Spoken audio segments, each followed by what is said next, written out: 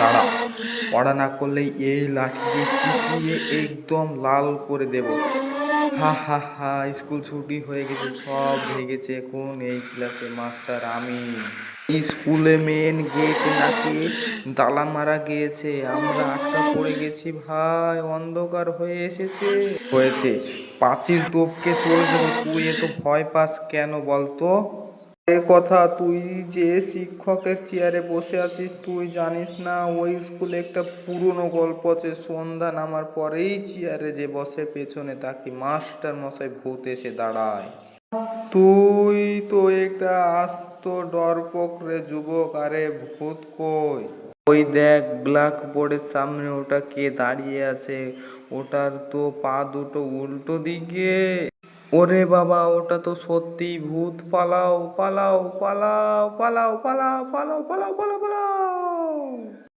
ও বাবা, সত্যি তো ওটা ভূত! তোকে আগে বললাম পালাতে, তুই এখনো বসে আছিস! ও বাবা, আমি আর ভয়ে জ্বালা দাঁড়াতে পারছি না, আমার চোখগুলো হিম হয়ে গেল। ও ভাই, তুই আমাকে মারছিস কেন রে? আমার ভয়ে জান শুকিয়ে গেল। ভূতটা চলে আসছে আমাদের দিকে, বাঁচাও লালটু পল্টু, পালাও পালাও! এ ভাই, তুই পালাচ্ছিস না কেন? ও ভাই, তুই হাতে কি দেখাচ্ছিস ওটা?